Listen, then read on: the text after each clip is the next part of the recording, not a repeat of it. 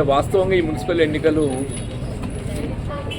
జగిత్యాల నియోజకవర్గానికి సంబంధించి ఇప్పుడు జగిత్యాల మున్సిపాలిటీ కానీ రాయకల్ మున్సిపాలిటీ కానీ ఏకపక్షంగా ఉండవలసినటువంటి ఎన్నికలు అని చెప్పండి. తర్వాత కల్లా బాబు ఏకపక్షంగా ఉండవలసినటువంటి ఎన్నికలు. ఇప్పుడు నా ప్రజా జీవితంలో 4 దశాబ్దాలు గడుస్తుంది. ఈ 4 దశాబ్దాల కాలంలో నేను 1987 మొదటిసారి మున్సిపల్ ఎన్నికలు పోరాటం చేసింది. అప్పుడు కుప్పాల ఆశాల్ గారు కాంగ్రెస్ పార్టీ. తదుపరి ఏదైతే ఉందో 1996, 95 మెట్టపర్తి గారు, తర్వాత దేశీయ గారు ఎంపికైన కానీ పాలక మండలి కాంగ్రెస్ పార్టీ మెజార్టీ పొంది కాంగ్రెస్ పార్టీ సారథ్యంలో కొనసాగింది. తదుపరి గిరి నాగకృష్ణ గారు, విజయలక్ష్మి గారు కేవలం 2019 మినహా, కేవలం 2019 మినహా ఇంతవరకు ఏదైతే ప్రజా జీవితంకి వచ్చినప్పటికెళ్ళి ఏకపక్షంగా కొనసాగిన ఎన్నికలు.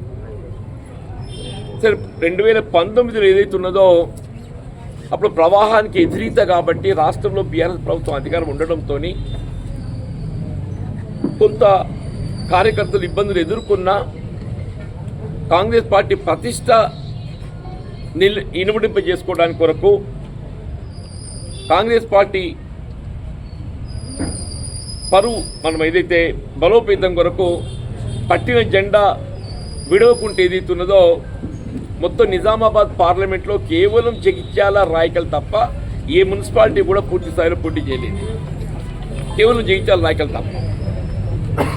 సరే ఇప్పుడు ప్రవాహానికి అనుకూలంగా ఉన్నటువంటి ఎన్నిక ఇది ప్రవాహానికి అనుకూలంగా ఉన్నటువంటి ఎన్నిక. ఒక విధంగా అయితే జగిత్యాల మున్సిపాలిటీలో ఏకాభిప్రాయంతో మేము పోటీ చేసి 50లో 40 స్థానాలు సాధిస్తామని చెప్పి అనుకున్నామే. 50లో 40 స్థానాలు సాధించగలిగేటువంటి ఒక అవకాశం ఉన్నటువంటి మున్సిపాలిటీ జగిత్యాల మున్సిపాలిటీ. రాయకల్ ఏదైతుందో 12 స్థానాల్లో కనీసం 10 స్థానాలు సాధించుకొని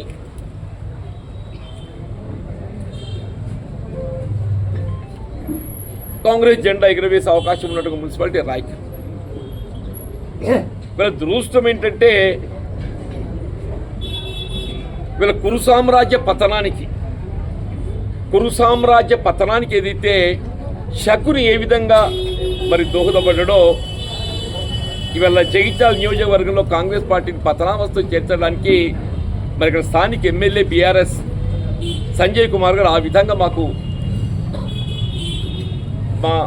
ఏదైతే ఉందో కాలంలో కట్టడం పెట్టినట్టు దాపురించిందని చెప్పండి. అంటే వాస్తవం కురు సామ్రాజ్య పతనం అనేది శకుని ఏ విధంగా కుట్రలు కుతంత్రాలతోని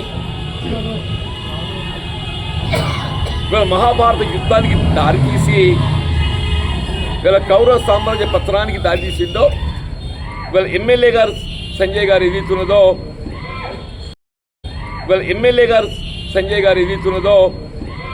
వారు ఇవాళ మీరు ఆశ్చర్యపోతే రాయకల్ మున్సిపాలిటీలో 12లో 10 గెలుస్తామని చెప్పి అనుకుంటే ఆయన 12లో 7 స్థానాలు తీసుకొని మా వాళ్ళు ఇద్దరు పోటీ చేయకుంటే 8 స్థానాలు పోటీ చేస్తే 1 గెలిచిండే. రాయకల్ మున్సిపాలిటీలో 8 కౌన్సిలర్ స్థానాలు పోటీ చేస్తే 1 గెలిచింది సింగల్. పోయిన పాలక మండలిలో మున్సిపల్ చైర్మన్గా ఉన్నటువంటి హనుమన్లు గారే కానీ, వైస్ చైర్పర్సన్గా ఉన్నటువంటి రామాదేవి గారే కానీ, హనుమన్ల గారి కుమారుడే కానీ ముగ్గురు ఏదైతున్నదో ఓడిపోవటము వారి పాలక మండలి యొక్క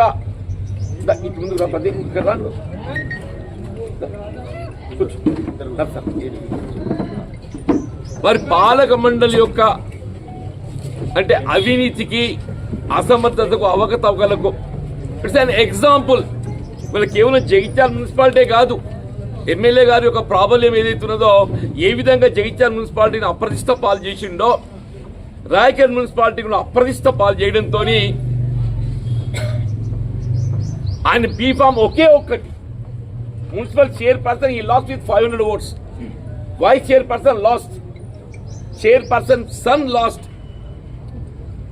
ఇలా కాంగ్రెస్ పార్టీ 3 బీఫామ్గా పోటీ చేస్తే అంటే మా ఒరిజినల్ కాంగ్రెస్ 2 గెలుచుకున్నామే, 2 గెలుచుకున్నాం. మేము చేసింది 3, 2 గెలుచుకున్నాం చెప్పండి. ఒక ఇండిపెండెంట్ అభ్యర్థి నాగరాజు గెలుచుకుందని చెప్పండి. వాస్తవంగా రాయకల్ ఏదైతుందో అంటే ఇంత బలోపేతంగా ఉన్నటువంటి ఒక కాంగ్రెస్ పార్టీని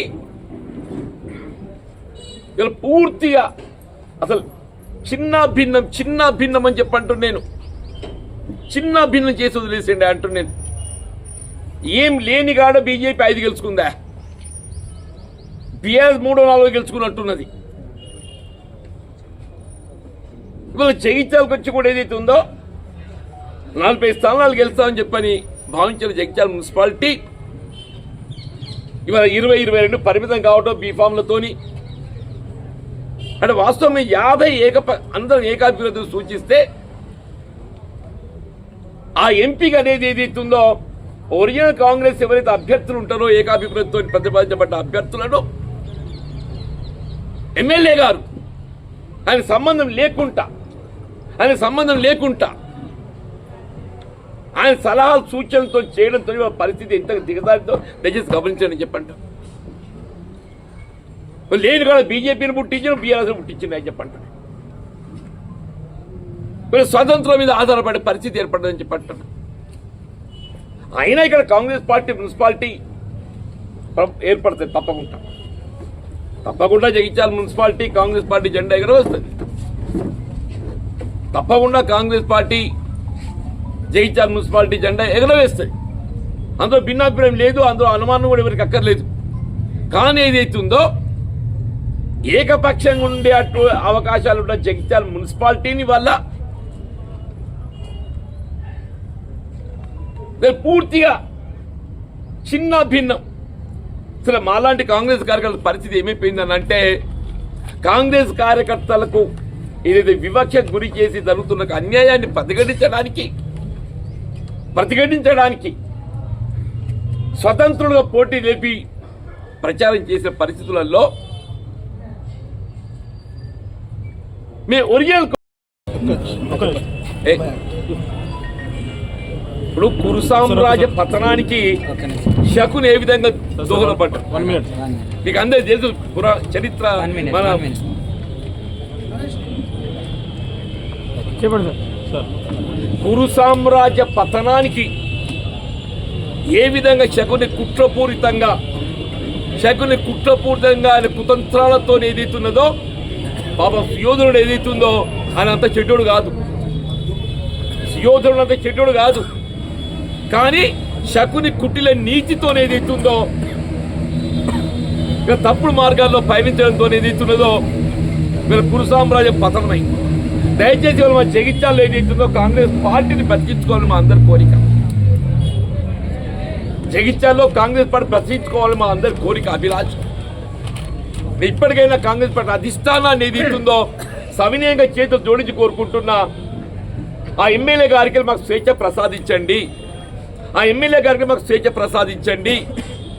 కాంగ్రెస్ పార్టీ తెలంగాణ రాష్ట్రంలోనే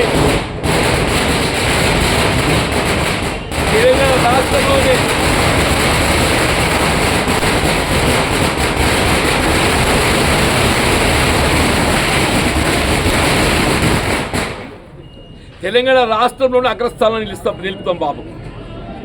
తెలంగాణ రాష్ట్రంలో అగ్రస్థానం నిలుపుతాం. దానికి 1996 ఉప ఎన్నికనే మనకు ఏదైతుందో మీకు ఉదాహరణ. 1996 ఉప ఎన్నికనే మనకు ఉదాహరణ అని చెప్పంటాం. 96 ఉప ఎన్నికల్లో ప్రతిపక్ష పార్టీ అభ్యర్థిగా 54,000 మెజారిటీ 1,00,000 ఓట్ల గెలిచి వచ్చింది. జగిత్యాల నియోజకవర్గానికి ఒక ప్రత్యేకత ఉన్నది.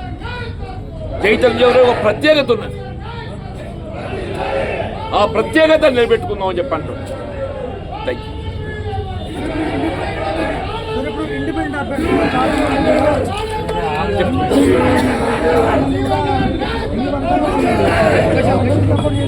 నేను చెప్పిన కాంగ్రెస్ పార్టీ జెండా అని చెప్పని. అరే సంజయ్ పక్కన పెట్టా, ఆయనకు మాకేం సంబంధమే? మేము అనేది ఒకటే చెప్పినాం. ఆగుతామి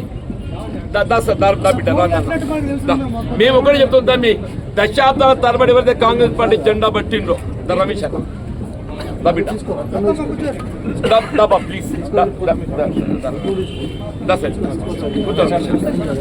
బ్రదర్ దశాబ్దాల తరబడి ఎవరైతే కాంగ్రెస్ పార్టీ జెండా పట్టిండ్రో కాంగ్రెస్ పార్టీ యొక్క ప్రతిష్టను నిలబెట్టడానికి కృషి చేసిండ్రో వాళ్ళకు అవకాశం కల్పించాలని మేము సవినయంగా వేడుకుంటున్నాం, కోరుకుంటున్నాం. దయచేసి అవకాశవాదులకు తావియకండి. ఎక్కడ చెట్టు పచ్చగా ఉంటే అక్కడ వచ్చి వాళ్ళే పక్షులు ఉంటాయి. ఎక్కడ చెట్టు పచ్చగా ఉంటే అక్కడ వచ్చి వాళ్ళే పక్షులు ఉంటాయి. ఆ పక్షులు ఏదైతుందో ఆ చెట్టు శాశ్వతంగా ఉండాలని చూడాయి. ఆ చెట్టు పచ్చగా ఉన్నంతసేపే ఉంటాయి. ఈ వలసవాద పక్షులు ఏదైతుందో ఆ చెట్టు పచ్చగా ఉన్నంతసేపే ఉంటాయి. అటువంటి యొక్క అవకాశవాదులను అవకాశం కల్పించకండి. దశాబ్దాల తరబడి కాంగ్రెస్ పార్టీ జెండా మోసిన వాళ్ళకు అవకాశం కల్పించాలని చెప్పి సవినయం కోరుతున్నాను.